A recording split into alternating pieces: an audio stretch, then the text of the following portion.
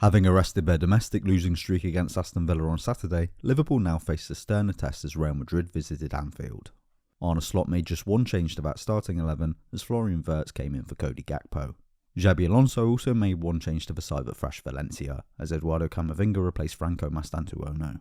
Liverpool started a much better side. They defended in a narrow 4-2-4 shape with the wingers tucked in to help block up the centre, but close enough to get out to the Madrid fullbacks quickly if they passed wide. When they stepped up to press, a forward, usually Hugo Ekitike, would move up onto a centre-back, while Alexis McAllister would step up behind him to pick up one of the deep midfielders, as the other forward, usually Dominic Szoboszlai, picked up the other. The Liverpool wingers were tasked with pressuring the Madrid fullbacks, while the Liverpool fullbacks would push high to follow the Madrid wingers, and in the middle Ryan Gravenberch would pick up Jude Bellingham. Putting the man on the ball under pressure while cutting off all their passing options, Liverpool were able to force Madrid into kicking long, and if they chose not to, then they risked losing the ball in dangerous areas. In order to help relieve this pressure, Bellingham began to drop deep, as did Camavinga, a position that suits him much better than the one high on the right he started in. They provided two extra passing options to enable Madrid to wrestle back some control, however it left just Kylian Mbappe and Vinicius Jr. in attack. As Bellingham dropped deep, McAllister would often be drawn forward towards him, so Mbappe would drop off into midfield to receive the ball in this space. He doesn't have the skill set to actually threaten from this position though. He would receive the ball, hold onto it for a few seconds, and pass it backwards or sideways. To make matters worse, Mbappe doing this meant there was often no one attacking the box through the middle for Madrid. Vinicius was having a really difficult time against Conor Bradley, but with no one in the box to aim towards, he didn't really have much choice. He either kept trying to dribble at Bradley, or he passed backwards. Those were his options. Liverpool were having no such problems in possession. With Madrid trying to press them high, Liverpool were happy to play over the top of this pressure, generally to the right side. Rather than having the wingers stretch wide as they usually do, here Wirtz would come across so that Liverpool's four attackers were all fairly close together.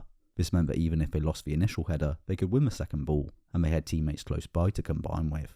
Szoboszlai's willingness to drop deep in midfield, combined with Wirtz tucking inside, ensured Liverpool typically outnumbered Madrid in the centre, so they had little issue playing forward along the ground either.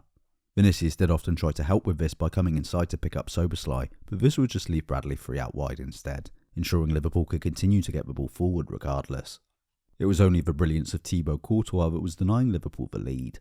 In the second half, Alonso switched around Arda Güler and Camavinga, allowing the Frenchman to play in his more natural position. However, he changed little else, and so the match continued on in mostly the same way. Liverpool would finally get their goal on the hour mark. Gravenberch received the ball from a throw-in, then, unopposed, he simply pushed forward with it, eventually getting chopped down by Bellingham. At the resulting free kick, McAllister would drop back from an offside position, ensuring he was goal side, while Wirtz blocked off Dean Huijsen's attempts to drop off, leaving his teammate free to head it home. Rodrigo was introduced for Camavinga soon after, seeing Madrid switch to a 4-3-3, as Güler moved inside to partner Bellingham. This did nothing to actually disrupt Liverpool though, just rearranging rather than adding to the midfield. Alonso then brought on Trent Alexander-Arnold and Brahim Diaz, but these were personnel changes rather than structural ones, and so Madrid stuck with the same failing strategy, allowing Liverpool to see the game out with no trouble. It was a deserved victory for Liverpool, from what was quite easily their best performance of the season so far. If you enjoyed this video, please like and subscribe to support the channel. This will help show my work to more people and ensure that you see future videos. You can also help me out by sharing this video with people you think would like it. You can keep up with what I'm working on by following on social media, links are in the description, but most importantly by supporting Holding Midfield on Patreon. Without financial support, these videos will simply cease to exist, as they just require too much time and effort. So if you enjoy these videos and would like to see more of them, please consider helping me out financially, and in return you'll get access to exclusive content, as well as early access to those that appear on YouTube. Thanks for watching.